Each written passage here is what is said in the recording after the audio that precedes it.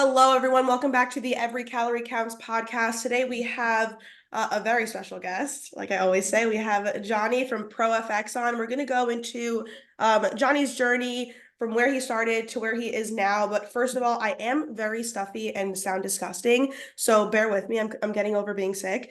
But yeah, hi Johnny. How are you? Hey, happy to be here. Hope everybody's having a great day. Trying anyway. Trying. We're struggling on our end, Johnny. We're struggling here in Jersey. Dude, you know what I Maybe say every day to everybody? When I walk into the gym, I get up at 4, go to the gym, and I walk past people and I go, "Hey, hope you're having the best day of your life." Some people at first look at you like, "What the fuck did he just say?" And then they smile, and that's my goal. I just want them to smile. I want them to have a better day, and then they start to look at me as like, "Oh, there's the guy that's just you know saying weird, crazy shit to me, but I'm just literally trying to make them smile." And then if they're like, "Oh, I'm like, wait. Did you wake up today?" And they're like, "Yeah, obviously." I'm like, "So then you're having the best day of your life. Let's go." yeah, yeah. So No, that's definitely awesome perspective. you stayed up today. So Yeah, exactly. Yeah, I don't know, but yeah. No, listen, it is that there is a lot of perspective to be had there, and this is somewhere where I definitely want to get into it with you. We've already had a pretty good amount of conversation prior to starting the call, but obviously this podcast is going to be kind of where Johnny's come from to where he's at now. And kind of getting that background from him. But eventually, I want to get into the concept too of you starting your career so heavily dominated through bodybuilding and now kind of evolving as an individual and as a coach, because I think those are the one thing I would say about Johnny. We've actually worked together, believe it or not, Johnny. I don't want to drop that bomb on you. It was a relatively short period of time, and it was 2017 or some shit like that. It was a while ago. So yeah, we don't have to get into any specifics there. That's not. But the one thing I would say is working with you. It was just email communication back then, right? But back yeah, then, the email community, yeah, there was no Loom yet. Nobody was doing voice notes. Nobody was like, coaching for all intents and purposes, even myself back then, it was just, sometimes a one sentence email or one paragraph email back and forth. And that's all it was. You have a very solid reputation with a lot of your clients that have been with you for long periods of time, right? And we obviously have the mutual connection through Steve. Steve has been yeah, somebody that's worked with you and mentored under you for a very long time. And he speaks about you like you are his godfather, like you are his older brother, his uncle, whatever. And the one thing that I have noticed and that I definitely want to put out there is that you had that level of connection and that level of positivity with a lot of guys, and you always have. Even when I was jealous of all the clients that you had at Powerhouse in Old Bridge, New Jersey, because like you weren't even in New Jersey anymore, and somehow you dominated that fucking gym. It was like every competitor under the sun was with Johnny Casalena. So it was one of those things, but you had that reputation with them in terms of being a positive fixture in their life, in terms of being supportive and having all that kind of. So I don't want to say that it all came from that kind of you working in that functional health realm, but I think when you do work in that functional health realm, you have to kind of instill those positive habits, that positive mindset, that perception, right? Because it's such an important part of healing. It's such an important part of being the best version of yourself, right? Where it's like, I wonder how that all has kind of evolved together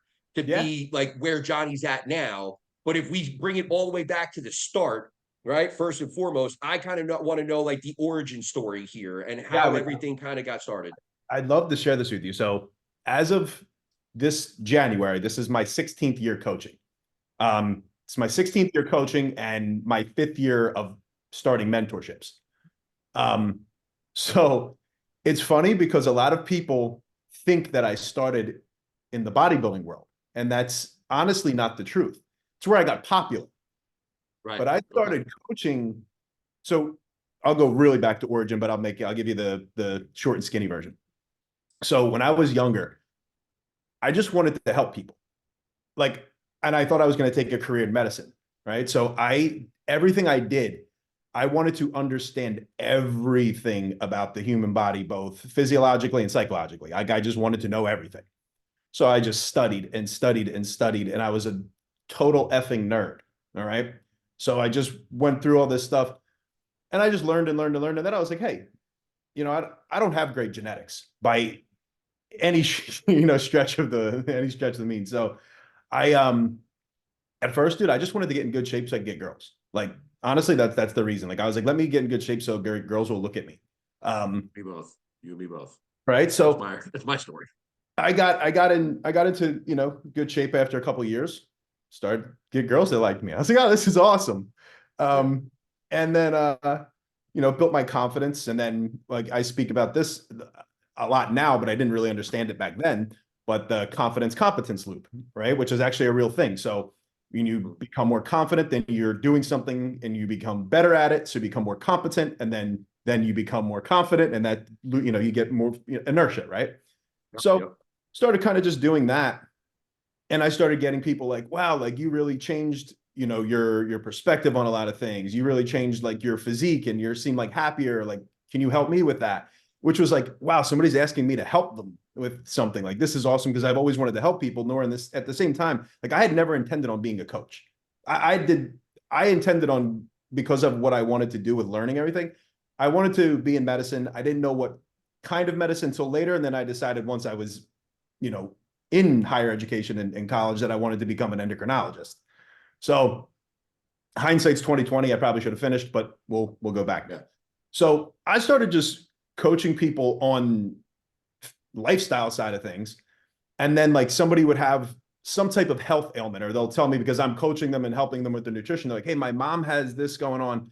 And I was like, oh man, like, fuck, like I want to help this person. So I just start doing a shitload of research. And then like, these were like, I would never like claim to try to be able to help somebody with some type of advanced disease, but if it was like something like a chronic illness, let me try to figure out how I can help them. And I didn't know nearly what I know now. So there's a lot of errors. Course, yeah. But I went on to try to help them with those things, and did my best. And sometime along the way, with everything that I knew, and I had somebody reach out to me and say, oh, you should try bodybuilding. And I looked at it and I was like, I don't know that I want to go on stage in a bikini and flex in front of people. Like, I don't know that looks fun. Like, but all right, I guess I could get more jacked. Let's try it. So I did it, fell in love with it. As I started doing that, people saw how my shitty physique morphed, and they were like, yo, can you help me? And I'm like, yeah, I guess. And at first, like, again, like I never had intended on any of this being like a business. Like, I mean, I helped a couple people here and there, and I just kind of like to do it. So at first I wasn't even charging people for like most of the things I was doing. I just liked doing it. Let me slow you down for 1 second. So what year was your first show? Because you're talking, this is about your first show, right? Yeah. So the first year that I competed, I believe, was 2008. 2000. Yeah, that would line up with 16 years ago. I mean, so are you saying that you helped people prior to that, as far as coaching is concerned, or was it not for bodybuilding, but for like lifestyle, right? Just in general. So now, how did that start in terms of garnering those clients and kind of getting that attention? Because I mean, at 2008, even back then, like I'm old enough. I'm how old are you? 36. Me asking. Yeah, so I'm 38 years old. So we've been around for a long time, right? I've been around for longer than I care to admit sometimes. But this was back when there wasn't a lot of blueprint around as far as coaching is concerned. Like in 2008, from what I can recall, which is not much, unfortunately, the reality is like there was very few people actually coaching, especially to the extent like we had a few guys on the boards that were maybe making enough money to call it a career, but there wasn't a lot of people touting coaching as a career at that point. And back then, you and I both know I certainly didn't call it my career yet. That's what I was gonna say. There's back then, we as well as I do, like there wasn't a clear route in terms of making like a true 6-figure income or any career in bodybuilding, unless you were a muscle tech athlete or some shit like that back then. Yeah. So how did it start as far as garnering the clients prior to 2008 in that first show? So again, this was just local. Like people, I've always been pretty charismatic, and like people just like are drawn to me. So I will speak to them, and I give everybody my time. Like if I'm with you, I'm all in for you. So I'm going to show up. You have questions, I'm going to answer them for you. That was like sorry, I don't mean to keep cutting you off, but that was like pre-social media. We actually have conversations with people, and we built a connection. Which I actually love that. That's weird, Johnny. That's weird nowadays. But yeah, go ahead. So like I love that, So I like being able to help people. So again, I just started doing it, and then people would be like, wow, like they saw me, who doesn't have great genetics, morph into, at the time, which it wasn't great, but pretty good in considering my starting point. And they started asking me to help them. So then I'd help them. And then I remember, so like the first the first 2 years that I started helping competitors, I turned at least 15 people pro, like just like that. And then that just spiraled. People just started talking about me. Wait, so for your first show, did you like coach yourself? Like at that point, you didn't have a coach? Yeah, you know what? It was like, no, I didn't have a coach, but I had like people that competed that I bounced questions off Okay. of. I feel like that's the way it was back then. Like we didn't really have That's what like I there figured. were coaches. There were coaches at the highest level back then, but I feel like back then we really just had, an eye in the gym that we would really trust, a couple people in person. And then honestly, when you were on those message boards, that was one of those ones where like I could fire a message to Skip and get feedback. I could fire a message to somebody, send them, a PM of my pictures and like just get some general feedback and kind of have this open discussion about it. And that That's was really so like what the platform ancient. was like. Yeah, It was really that was crazy. kind of like the culture back then. Yeah. For me is like I studied so much that I knew a lot about the body at that point, but I had never applied it to bodybuilding. Yeah. Yeah. So like it all made sense. And I was like, I know how this all works. But then like things that worked from a health standpoint, like just didn't coincide all the time with body. Like most of the time they did, but like some things we're trying to elicit a visual response, not a Yeah. you know Aesthetic. you want an aesthetic response. So picked up things from different people that were seemingly educated. And back then, like we didn't know what we knew now. So it was correct back then. It was not correct now. So I probably could have looked a lot better in time, but again, it was just experience and learning. And so that's just started to get more popular. And at that point, I was building traction. I was still working normally. I was still in school normally. And I didn't fully go into the coaching career until I was about to, like, I was getting ready to say, like, all right, now it's time for me to apply to med school. Like, it's time to rock now. And I had a couple of friends that were a little older than me that were endos. And I just asked them, I said, hey, I don't want to be too forward, but like, how much do you make? And they told me. So I looked and I'm like, I'm not even all in on my coaching business and I make more than you. I'm like, and hindsight's 2020. Like, how fucking awesome would it have been if I became an endo and then blended that together with coaching? It would have been fantastic. Yeah. But again, at the time, I'm thinking like, all right, do I want to pay this astronomical amount of money to go to school and finish, or do I already make more money than these people now? So like, and I'm doing what I love. So let's rock. So at that point, I decided to kind of push forward, and it's funny though, because even through that whole time that I was working with competitors, that's all I talked about publicly, right? And that's my own fault.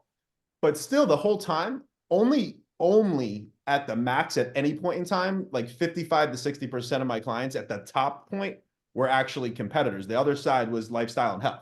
The whole time, just nobody talked about health coaching back then. It wasn't even a thing. Like that didn't become popular until like 2020. And so like, I never talked about it. Plus, like posting anything like that's not sexy. Nobody cares. Like, what are you posting? And then again, I've always been very, very big with building like relationships with people that I worked with privately and helping them and making sure I made a big impact on their life, that I never really cared about social media. And so I didn't do it.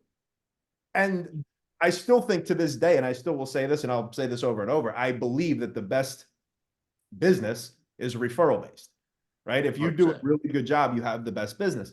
So in a sense, like I didn't need it for that. And then I ended up doing very, very well, and then investing into other businesses that allowed me to make more passive income that I didn't have to be solely focused on. So I was like, you know what? I don't want ProFX to be anything besides something that I am solely focused on. I don't want to scale. I want it to be what it is.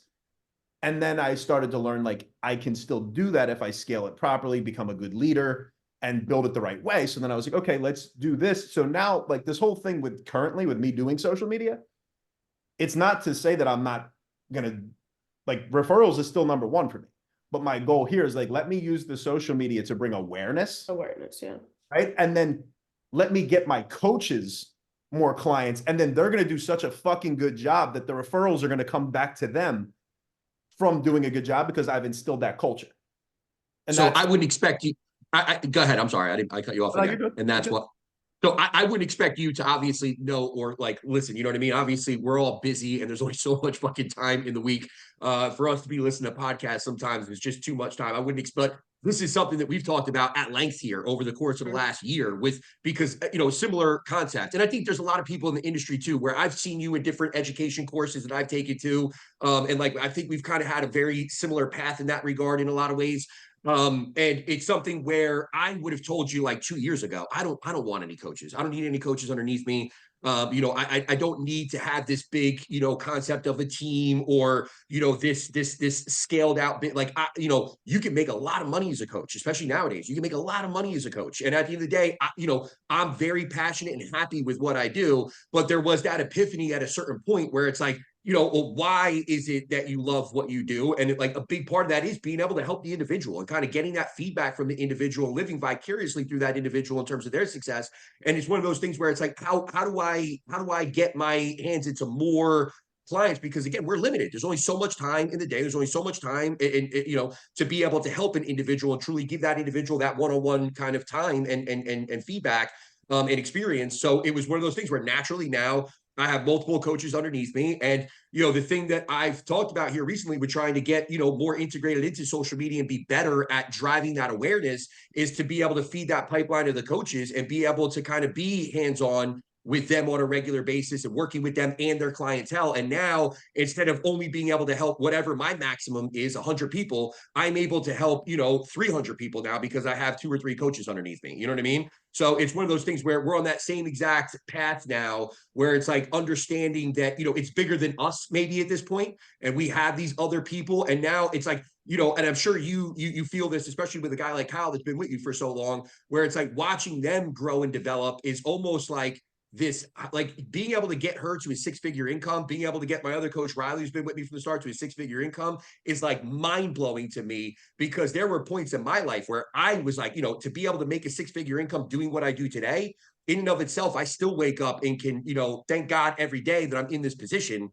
To now help other people do that is fucking, it's incredible and amazing. So we're on that same path, but I kind of want to touch on that reality from you, because I wonder, do you ever feel, obviously you didn't, because it's not like you didn't change anything, but where I'm going with this is, at what point does Johnny wake up one day, prior to having any social media presence, because this is very new for you, right? You started in 2024.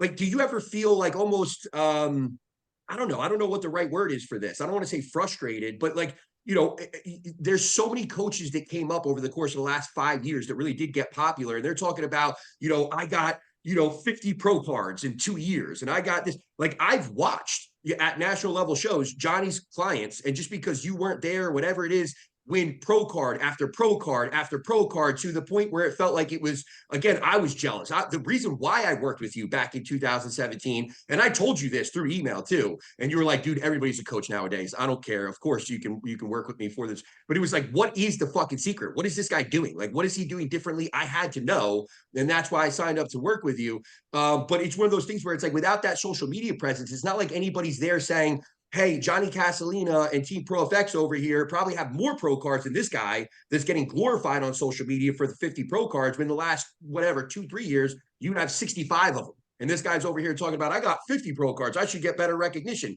At what point do you kind of want to wave that flag? Honestly, bro, because it's never been about that for me. Like, I don't care, to be honest. Like, I don't care. Like, I am here to help the people that I'm here to help. Right. So, like, if you're with me, great, whatever your goal may be. Okay, you want to be the best coach you can be? I'm going to help you become the best coach you can be. You want to be the best competitor you can be?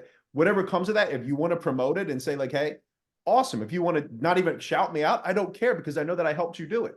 So for me, it's like that aspect has always been huge.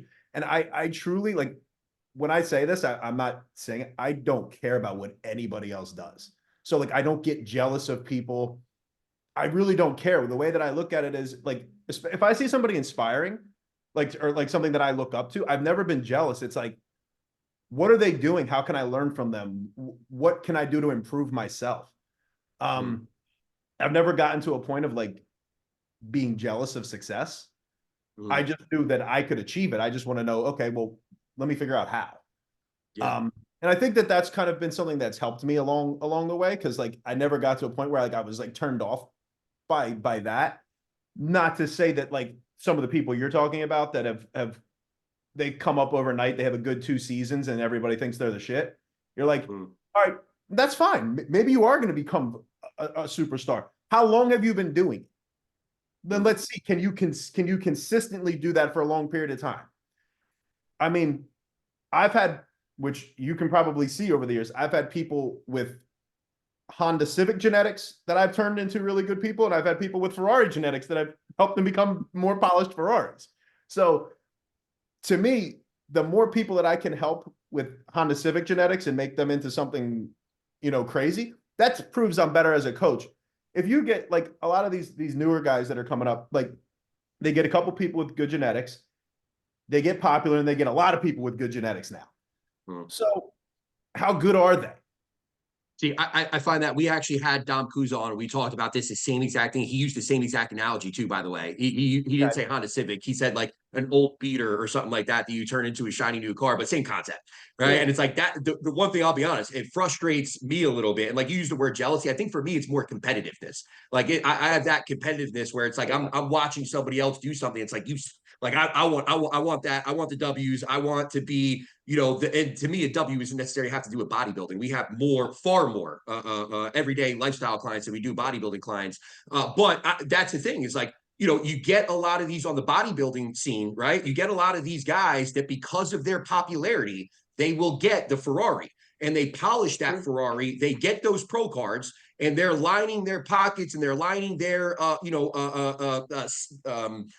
bandwidth as far as their popularity is concerned, and they're getting more and more of those Ferraris over time. And it's almost like, dude, you could, a monkey could prep that person into being, a professional competitor. Seriously, it, and I know it. It's true. Like the bad diet, the bad training program, like nothing has to be good for them. They just need to be led in a lot of cases. Those people need accountability in a lot of cases. They need to be led. And again, you're polishing a Ferrari. But I would say from a lot of coaches' standpoint, it is almost frustrating because those people are what's going to get those additional Ferraris that are now looking for coaches. You know what I mean? Like that's going to happen. And that's the cesspool that we live in with social media nowadays. It's just the reality of the matter. So I guess it's less frustrating in the sense that it's something that's always been happening, but it is still, again, especially with my competitiveness, one of those things where it's like, God damn it. Like son of a, like we just like that.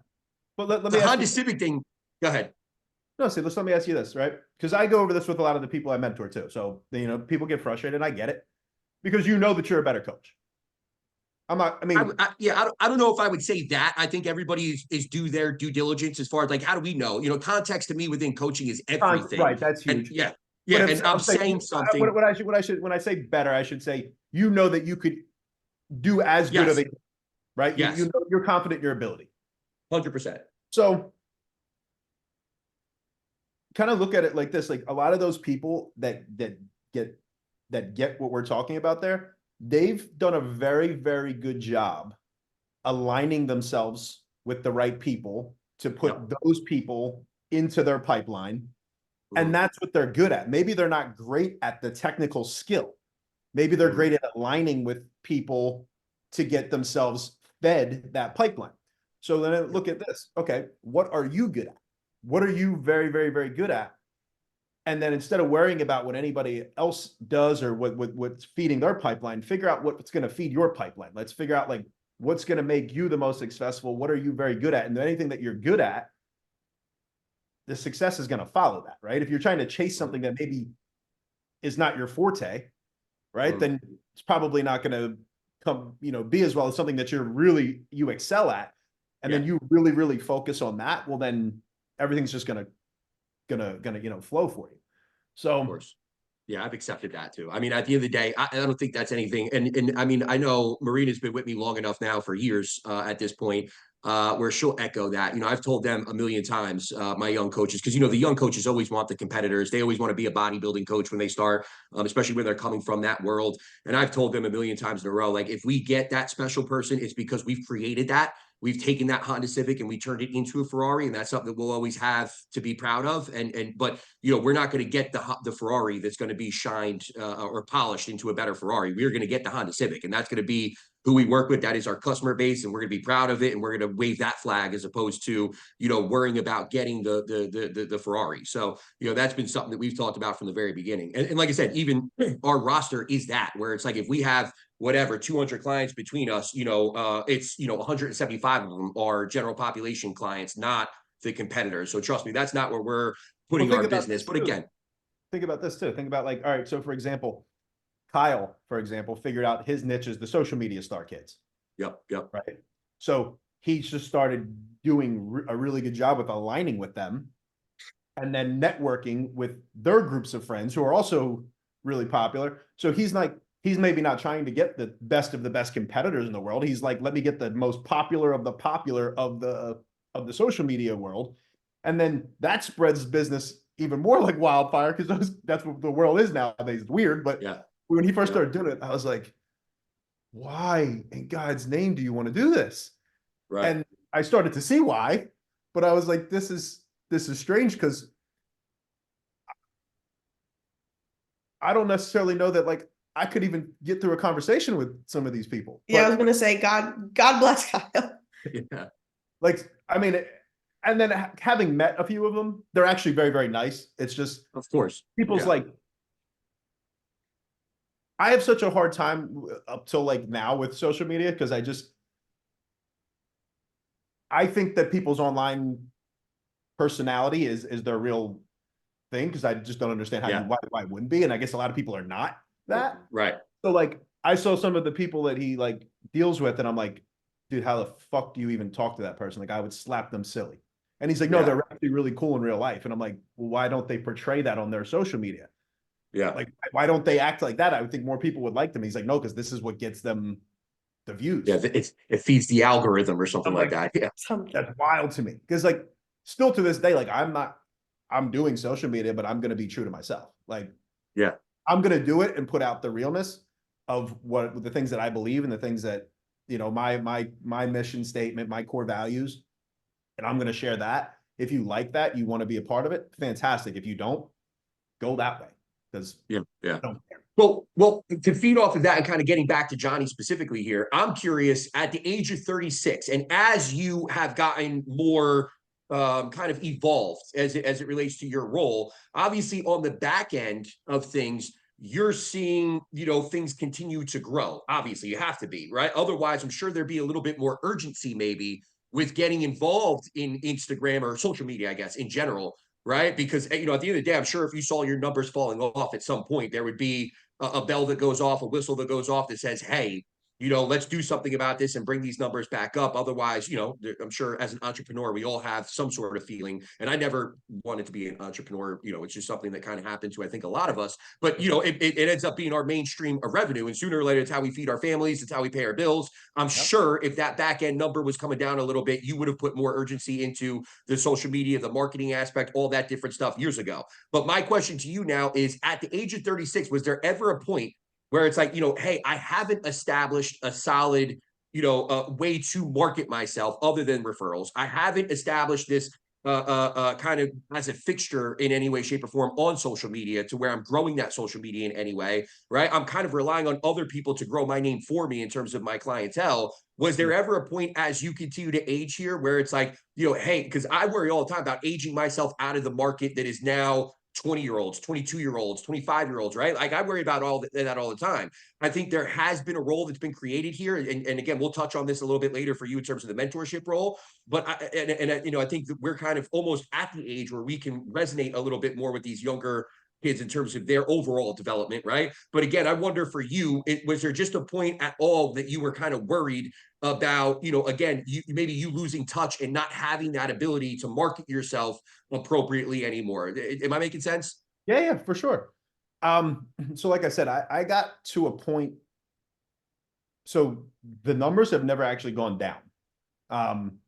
Pretty much always going up, even if it's just a little bit, kind of titrating up. But I saw slower growth, right? Because I stopped really, I focused on the people that I had, and that was it. And so the thing is I've built a lot of other cool businesses, and then I've thankfully coaching has provided me the ability to invest into other things. So that way, I don't necessarily need to rely on it per se. I coach and mentorship because I love it still. Like I do that truly because I love it, not because I need to do it anymore. But that being said, it went back to I do love this. This is what gives me purpose. I love doing every aspect of this. And so I was like, I could never, ever, ever reach the amount of people with the way that I've been doing it up to this point that I know that I can. So let me use social media, let me do marketing, let me do ads, and then let me build the company and scale it per se, but in the way that I know can keep that personalization effect and not feel like a corporation type of business. Like we're going to keep the same ideologies and values, but we're going to make it reach more people. Right. So I was like, one way I started again, I like a couple of years ago. And again, just like coaching didn't start out. I didn't intend on being a coach. I didn't really intend on being a mentor either. I got a couple people like ask me like, hey, can you help me? Like learn to do what you do. And I was like, I don't know, but let's try. And so it's evolved a whole lot since I started, like when at the beginning I say trying to mentor people and then learning actually how to do it and create the type of programming that's needed to actually mentor people. And so like I have people, you also have to have like the people's whys of why they're being mentored or what they're trying to get out of it. Because I have some people who are rock stars. They take the information. We have our call. So like I have part of it that's like they're going to do it on their own. Part of it we have our call, we have our discussion. I have a foundational aspect that like I feel like everybody just needs to learn those things. And then beyond that, we dig into individual needs, right? So I have a lot of people that we almost can't get out of foundation because every week they're trying to just bring up something that's like not correlated here. Like, I just have a question about this client. And I'm like, if you were to go through this stuff, you would understand that. You would have to keep asking me these same questions. But you keep asking me the same questions every week. And I'll answer them for them. They're paying me. But I'm like, I want you to learn this inside and out. Relying on you to do the work. And not rely on, hey, I have this mentorship with you, so I can call you or text you any day and be like, hey, I have this. Why do you want to have to do that? You should be able to want to learn it to the point of, doing it. And I will change my style of teaching to help you. So like if the way that I'm explaining it is not getting through, I need to understand that it's not getting through. So that way I know how to change my delivery for you.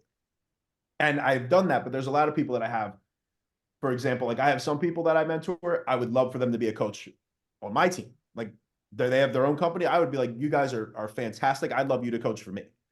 I have other people that I love them as people, right? They're awesome people. I would not put them on my team. Like the fact that they've been a student for a year and asked me the exact same question from the second week.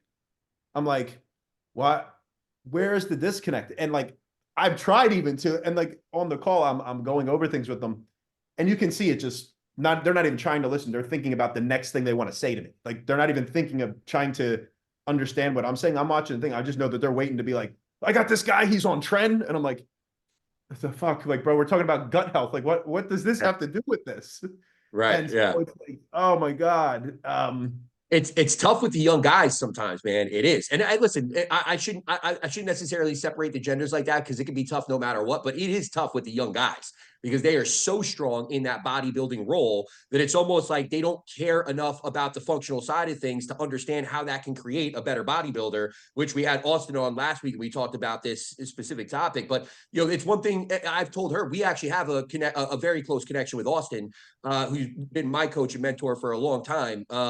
and now we're less, I guess, connected in that way. Like I don't get coaching, I don't have direct mentorship, but he's the guy that I would call in any situation. You know what I mean? But I have a thing with my coaches where it's like, hey, you have to do at least a 6-month membership under Austin with his foundational coaching, requirements. Like that's a necessity for you, right? So like I think you're closer to like a year in with Austin at this point, right? 6 plus 3 is 9 So months. 9 months in. But like, So, yeah, but I'm like done at this month. Yeah. But the Cool. one thing that I've told her is like, hey, listen, or everybody is, he's not going to do the work for you, man. Like that's not the way a mentorship should work. Like if you're in a mentorship role and the person, like you said, of course they're going to answer that. You're going to answer any question that somebody comes with. That's what they're paying you for. But at the end of the day, they're not going to be able to educate you unless you're ready to educate yourself first and foremost. And it's like when Austin brings you this thing, or when Johnny brings you this thing on understanding methylation, and you leave that call with everything going in one ear and out the other because you have no idea what methylation is and how that's going to impact, liver health, mood on a day-to-day basis, anxiety levels, like estrogen removal, like all this different stuff. You better get your ass on the computer afterwards, block off an hour of your schedule and take a deep dive on methylation, however it is that you're going to digest that material best. Read about it, listen about it on YouTube, which we have a million different hours now of different educational things that you can come up with there. Like there's plenty of ways for you to be able to educate yourself on your own. But if you're relying on your mentor to do the work for you, you're no longer in an educational space, right? You're relying on somebody, and you're not going to get better doing that. You're just paying somebody to do your job for you. And what I ended up doing for a lot of people is I actually have a lot of, like I wrote out a lot of in-depth stuff so they can read it beyond our call. And usually I want them to read the things before our call, so we have something for discussion, right? For foundational work. So I have modules that have, and I'll give you I'll listen, if you need 2 weeks to review all this, it's fine. So it's this week we're going to do this, and then next week we'll do this. But like I want you to review all this. So for example, something like methylation, I actually have it's like 10 pages Booklet, right? of things that you can, so you can understand it. Like I put it together for you, but that's the problem. Like, hey, did you go over this? No, I didn't have the time to read it this week. Well, I'm not going to sit here and reiterate it all to you. You got to fucking read it. Like I'll explain anything to you that you don't understand after consuming it. But this is why I created this. This is so Why let's is it leave. doing that? No, You're giving me thumbs down. You're like, Yeah, I don't know up. what's going on. I think that's a big difference between today's society versus when we came up too. You know what I mean? It's like we didn't have short form content. You know what I mean? Like we didn't have that. Like we had to get deep into, my first foray into this was, and at 18 years old, I was working at GNC. So I remember working at GNC at 18 and people coming in and asking me like, why is branch chain amino acids 3, leucine, valine, and isoleucine? And I'm like, what? I don't fucking know, dude. That's just what I have no idea. What do all of them do? I don't fucking know, man. And it was literally, we had a little, we had to wear a button-up shirt, and I had the little side pocket. I had a little notebook, and I would literally have my fucking golf pencil in my notebook, and I would write on there like BCAAs, and I would research that when I got home, because it was just, that's what we had. That's, again, I could go back to work. You're like, this activates the mTOR pathways, and this 100%, dude. And I would repeat that over and over and over again because I was at work and I was talking to people about it, and now it was a talking point that I had that that would allow me to sell something better. So it was literally like I would not only read it, but then I would repeat it over and over and over again. And I credit that process a lot for my early maturation in terms of the understanding of those of the basic nuances. Yeah, for sure. Exactly. And then like one thing I want to touch on, I'm sure you because you said you brought over that topic with Austin with bodybuilders. But one thing I tell everybody is, especially the competitors and my coaches who mostly work with competitors and stuff, I'm like, listen, I know that they don't care, right? They're telling you they don't care. Eventually they're going to, but right now, one thing that you can use to influence them to do what you need them to do is get through to them that a healthy functioning body is going to be a responsive body. So if you're doing things to your body and making it more toxic and you're putting it into an overly stressed state, it's not going to respond the way you want it to. Therefore, you're not going to get the look that you're trying to get to. So if they understand that, understanding that more drugs isn't better, doing 6 hours of cardio for, sometimes we have the certain divisions and coaches that are pushing some really odd things like that. Like that's not going to create a better look or physique. So showing them, you know, these things and like letting them see on their own. And sometimes it's like letting them make the mistakes first. Like, okay, sure, you want to push it harder? Go ahead and watch. This is what's going to happen. Now, what I told you the first time around, now let's show you that when you actually have your body functioning the way that it should, all of a sudden everything works better. And then usually once they see that point, then they're like, ah, like a light bulb goes off and now they're ready to, they're going to buy into what you're saying moving forward. But when people have already made the decision in their mind, like you have like a new person like inquires with you. You know, I have had somebody that inquired a few weeks ago and they're like, hey, I'm going to do a show in 12 weeks. And I'm like, I don't generally just take people for that, but okay, let's just take a look at like, let me see like what you've been doing. Right. Turns out like unknowingly, you know, this woman was in a pretty steep caloric deficit because she's had so much metabolic adaptation that she's just unknowingly in a deficit. And I said, well, here's the thing, like you're not in a place to do a contest prep right now. Like we have to prime your body for that. And this is why, and blah, blah, blah. And she's like, no, I'm doing the contest. And I said, okay, you know, I wish you all the best. Here's a few coaches that will probably be able to work with you. You know, because I always the first thing I say like on a call is like, let me see if I can help you. And if I can, I'll point you to somebody in the direction that I think probably could if that's the case. And so I know exactly what's going to happen. She's going to go to somebody that's going to take her money and promise her that she's going to get these results, and it's not going to happen. And then generally speaking, over the years and years and years of me doing this, they come back because they know that I was right from the beginning. And then now are able to buy into what I'm saying, even though I've explained it right there on the call. Like, this is what's going to happen. This is why it's happening. This is why you're having a hard time. If we do this, this, and this first, you'll elicit the response you're looking for, but that needs to happen first. And again, if they've already made up in their mind that that's not what they're doing, you can't get them to buy into it yet until they're ready to hear it. Now, once they're ready to hear it, then it's like, okay, now let me do what you want me to, or you need me to do to get where I want to be. You know, 100%. I think that's the biggest thing. It's like nowadays we have the understanding, and I hate the word functional sometimes because it's just at this point it's overused, it's abused in a lot of cases. I pulled it out. I pulled it out of all of my stuff. I took out functional because there's some, I don't know if they mean to be assholes, but assholes that have got it to a point of like basically just like medical fuckery, and they give it such a bad name that like I pulled the word functional out of all the stuff. I'm now just saying it's just health coaching, right? We're gonna everything gets bastardized, man. That's one thing that I've been vocal about now too for a few months with this whole functional thing. Is like everything this business is so cyrillic that we you know, everybody sees the numbers and the dollars and they hop on whatever is popular at the time. And a few years ago now, it was the functional health aspect, and now everybody's taking chastity berry, everybody's doing this, everybody's estrogen dominant, blah blah blah blah blah. And then all of a sudden, again, we're back in this fucking cesspool of social media that's just bastardizing the hell out of something. But the point that I was going to make there was, when it comes to the bodybuilding realm, it's almost like, you know, hey, do you want to do one show, especially for women? Do you want to do one show? Do you want to do two shows? Or do you want to have some longevity here, right? Which we all,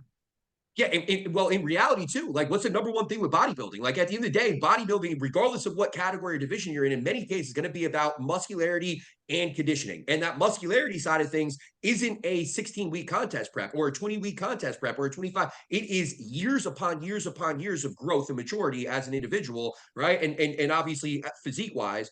And that's something where, again, if you don't have that longevity thing in mind, you're never going to reach that peak concept of what you're capable of within that bodybuilding realm. But again, when we're talking about that functionality side of things early on, we gotta find a way to get those 22, 23, 25-year-olds to buy into this concept, because that's what keeps you competing, you know, into that 30, 32, 35 without having those severe adaptations, which we know, listen, probably going to happen one way or the other, but we can stave off a lot of that. We can stave off a lot of that and be in a much better position if we could buy into these things within that early aspect of your career within bodybuilding.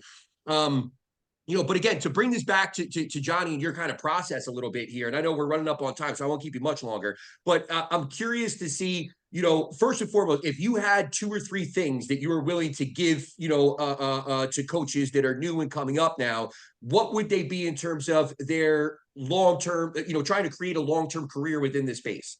Yeah, awesome. So, well, one, you bring it back to, so what I believe truly allows you to be successful in any goal.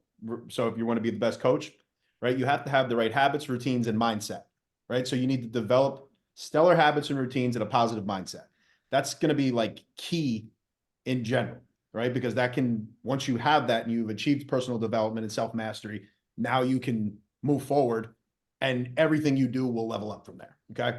So that's going to be the one. Now, from the coaching standpoint, is like, you want to have a system in place that's professional and saves you a lot of time on like the admin side of things. You want to have a very, very good system in place and make sure that your intake, right? Your intake forms, your actual questionnaire that you need to develop the initial programming, and your check-in question, you got to ask the right questions, right? And that's key. And that's like, a lot of times it's teaching coaches how to think differently, because some of them just don't know the questions to ask. And over the years, that we've been doing this, we've learned what questions that need to be asked for us to do our job properly and make sure that people are actually progressing. And then that communication is huge, right? Because those questions help us have the proper communication, the proper delivery with each of those clients' needs, right? So those aspects are huge. And then something, again, that it almost comes back to the habits, routines, and mindset as you as a coach is now instilling that in your clients. So something that I like to go do from like the beginning is like, we need to establish a baseline with these people, right? Regardless of what they've been doing, even if it's been pretty good, we need to figure out like, okay, because some people might tell you their macros of like what they've been doing, and they're completely off. Like they don't, maybe they miscalculate. They don't know where they're at, right? So what I do is, although any calculation, people are not calculators, right? So everybody's a little bit different, but we're going to want to calculate out what is their approximate maintenance intake to establish a baseline. And then initially the dogs wants to say hi again. So we want to see like, okay, so we set them up with what should be a sustainable maintenance intake. And we say, okay, are they maintaining? Are they gaining? Are they losing? So did we undershoot, overshoot based off of that? And then we know, okay, maybe we're going to move it in whatever direction it needs to go to be maintenance. And I literally like to have people follow that for the first, at a very minimum, 6 weeks up to like 12 weeks time, because guess what? I want them to learn the new lifestyle, the new habits, the new routines. So that way they're not coming from a place of like, they're starting with us and they're already learning like these extremes. If you start somebody in extreme, let's say it's a cutting phase. Most people want to start a cutting phase, right? Of some sort. Well, you're going to go on this all out journey and you're going to do it for X amount of weeks. You have no exit strategy. You don't even know what it's supposed to feel like. And now that's why you've yo-yo dieted your whole life. So if I teach you the right things right from the beginning, and I also communicate that with you, like right now, we're not tackling that initial goal. We're going to just get you on the right path. So that way we're going to move from this into your goal step. And that's going to be a short or medium term goal. That's to get you from A to B. But then we're going to have an exit strategy to get you back to where we started. And now you can maintain that moving forward. So you look good and feel good for the rest of your life. Right. So like, that's the main goal. Now, obviously you're going to take that on more of Lola stop, more of an extreme for a competitor, but that same thing follows, because even so many competitors I get that have been doing it for a long time, they have horrible relationship with food and exercise. Like they go for extremes. Like you put them in a contest prep, they nail it, and then the moment it's over, they can't even conceptualize a reverse or getting themselves even back to something that's not binge eating. Right. So like, okay, so if I need to go back to the very, very basics and teach you this from the beginning. So one of the things that I try to instill in our brand as a whole is like, let's get people there first. So that way, would you rather spend a couple of months doing this so you never have to go back to the beginning or yo-yo again, and then to tackle your goals and then be able to maintain them moving forward? Or do you want to keep on going really hard for 6 to 8 weeks, falling off the fucking wagon, and then starting again and starting again? Like your whole life sucks when you do that. Right. So that's something that I encourage all the coaches, like start with the right questions. Well, first, your own personal development, habits, routines, mindset, build a system for your business, and then have the starting process so your clients actually know you give a fuck about them. I think that was huge, especially for the young coaches. We see it's again back to the social media world, which I know I always sound like an old man when I'm talking about it, but it's nowadays you literally see these transformation pictures that are like, oh man, like come on, you're just posting your client in their underwear. There's not a lot going on here. How do you think the client feels about this? Like, it's not that, like, this isn't a transformation. Like, I understand you want to make a post. I understand this is content for you, but this is not like a real thing that you should be posting right now. Like, it's 4 weeks in and this person has lost fucking an inch around their waist and you're just kind of glorifying and trying to market and sell yourself. And it's like, dude, back up for a second, right? And understand that results need to come second to your integrity. And the way that you build a solid, foundation as a coach is retaining clients, right? It's for the referral system first, and then retention is second. And when you can retain a client for 3, 4, 5 years, what you're showing somebody is you are putting them through a process and teaching them habits and teaching them a lifestyle, right? That's truly repeatable over a long period of time. And now I have these clients like a Marina that's competed with me at age fucking 18 or whatever it was,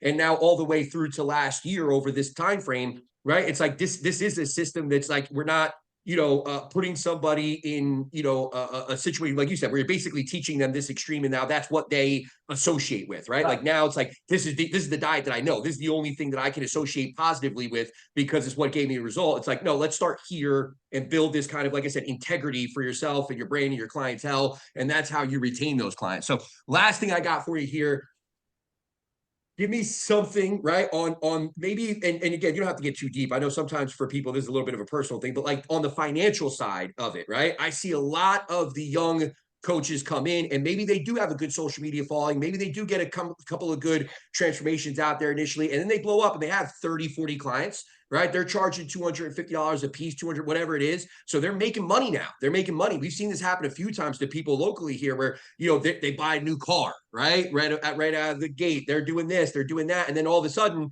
those numbers start to come back down because they didn't establish that integrity or whatever it was that they didn't do from the very beginning. What would be some advice on the financial side of things for a coach, if anything, right? Especially maybe even for somebody that's been in the game a little bit longer and because I always wonder like exit strategy. You know what I mean? I am getting to that point in life. I have 3 kids. I'm 38 years old. Like, for me, it's always about what is that exit strategy and like, how do I continue to plan for that myself? Or maybe there's not a full exit, but at least it's something where I've established, more than just this short time frame as every calorie counts and something that's more, I don't know, legacy based or something like that. But anything on the financial side of things that you can give the coaches?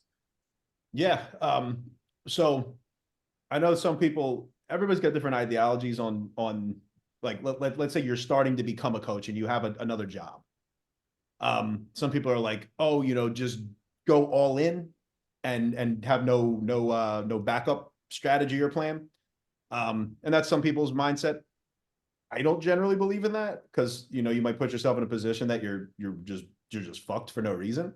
So something that I'd say is like, if you're starting here, you're trying to get into this space, see what you're obviously you're splitting your time up now, right? Like, because if you're doing coaching and you have a normal job, and this is actually what I had Kyle do. All right. So I said, when you start making enough in coaching that you're making what you're making at work, and you're only basically doing it half time because you're spending the other half time at work. Well, now in halftime, you're making what you're making at your real job. So now once you're making that, quit your real job, now go all in. Now you can make double, right? Because now you can double your amount of time that you have and put into it. So that's the first thing. Listen, dude, like I didn't come from money. So I made some fucked up decisions in the beginning. Like I was buying the fucking cars and the this and that, and then I had to get rid of them. Or I didn't have to get rid of them. I decided to not be an idiot. And then I wanted to put my money in places that were going to make me money. Mm-hmm. So, then essentially like, see how much you're making, see how much you can put aside, and then like invest into other things that you enjoy, you like, and that you understand. I've also made the mistake of, getting to a point where I'm like, like I make enough money. So like I had an opportunity and somebody's like, oh, yo, dude, like put like 200 grand into this and you're going to make this much back. I threw 200 grand. I lost 200 grand, bro. like that. I just lost it because it was an investment. I didn't understand. It just sounded good. Yeah. So every other investment that I've put my money into, I understand it inside and out as well as I understand well, maybe not quite as well as I understand coaching, but yeah, pretty close to it. Like I understand what's going on there. And then so I've, been able to invest in that and know how I'm making money, know how that business makes money and been able to do that. So that's basically set me up for, again, like I said, I do coaching and I'm now building ProFX again to be even bigger because I truly love it, not because I have to do it. Like I don't have to coach another day in my life. Like I'm set up around my infrastructure around me with other things I'm invested in, take care of that.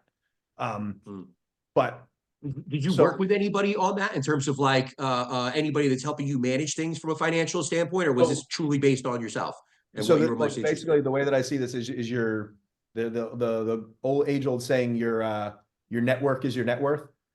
And I have a phenomenal network. My very close friends. We all try to level each other up, but I'll say I'm the poorest of my friends, and to say like some of them make in the neighborhood of 5-6 million a month.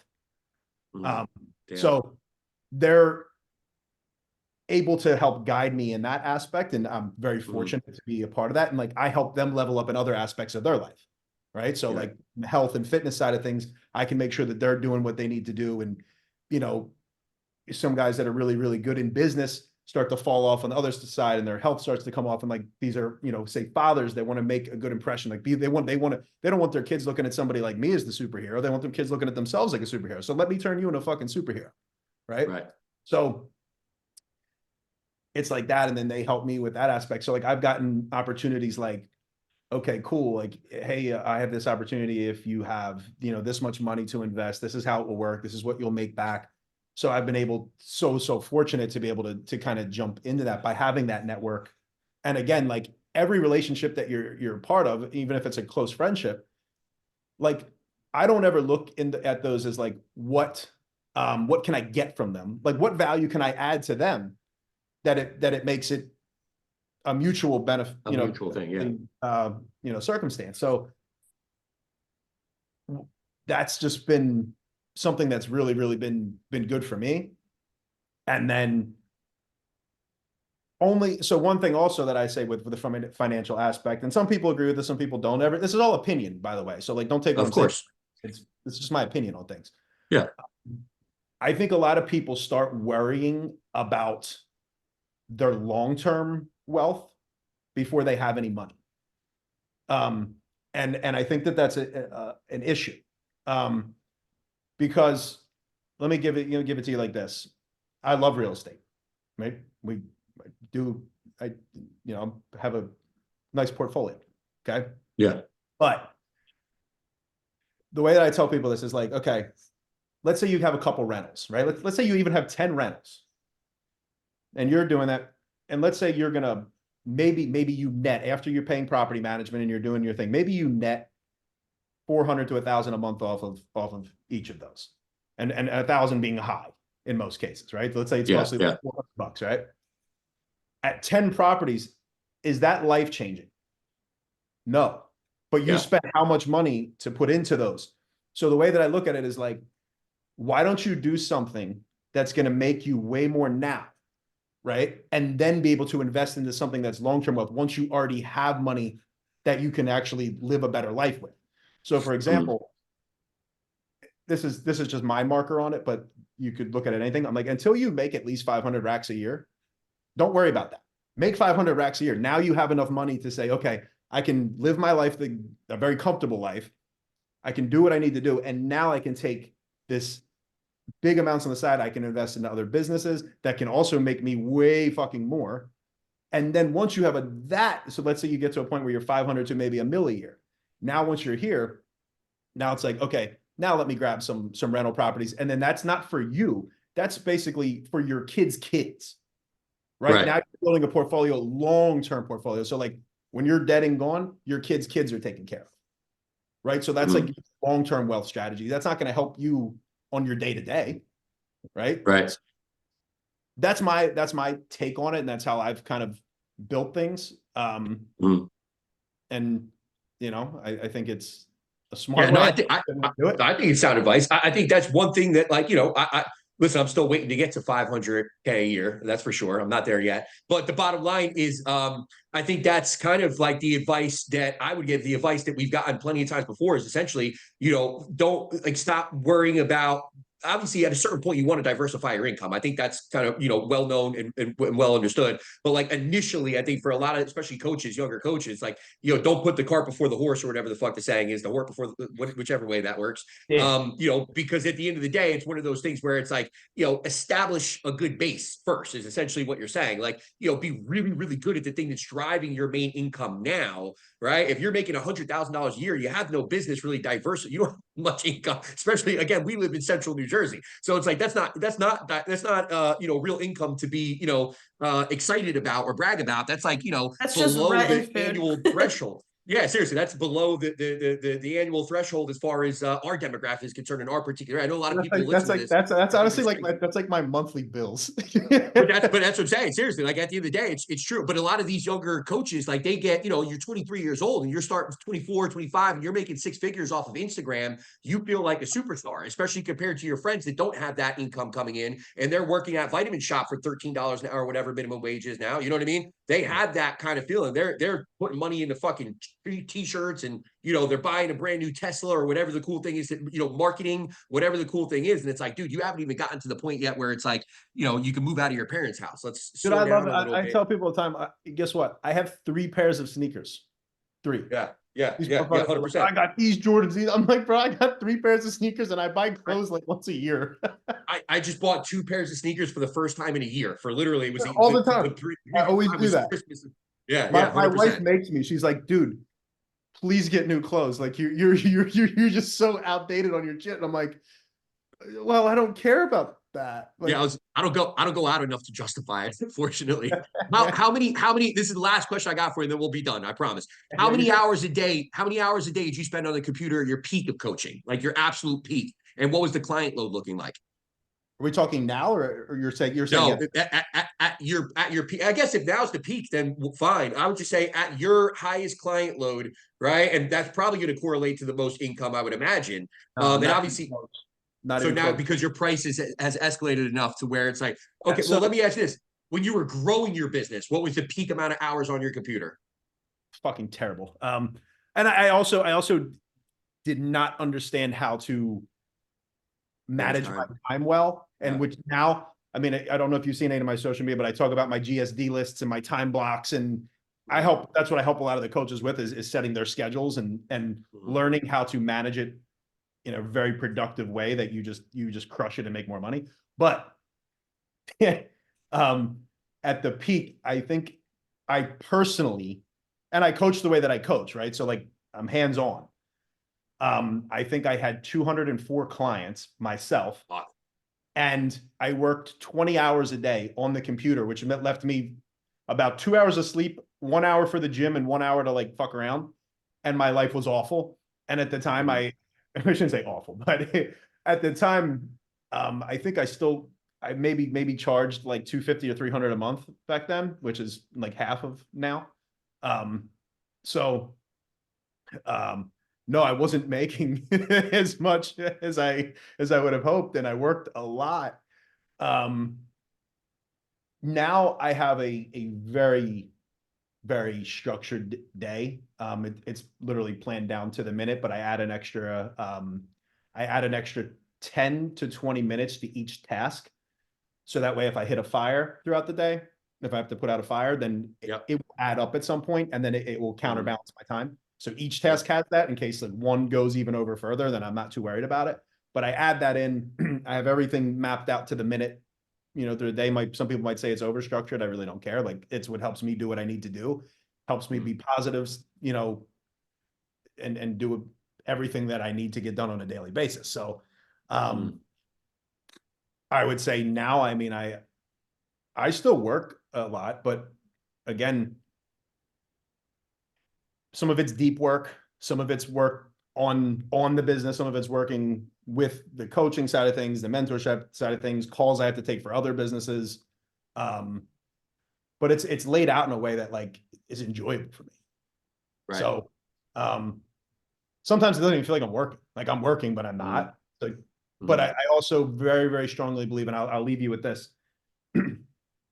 We talk about balance all the time, right? So like people are like, oh, we need balance, we need balance. And a lot of times when you're looking at like for a competitor, you know, when it comes to a contest prep, like your diet, fuck balance in your diet, right? You have to do what you need to do. But outside of that, balance can be achieved, right? So I lump things together and what are going to be like the three most important things for most people. And we're going to say health and fitness is going to be one lump, your family, relationships, things of that nature in another lump, and then business and finances in the third lump. They're going to be the three most important or things that people are thinking about the most, right? So from there, we are going, okay, to have complete true balance and be 33.333, whatever percent in each of those is highly unlikely, right? You're just not going to do that.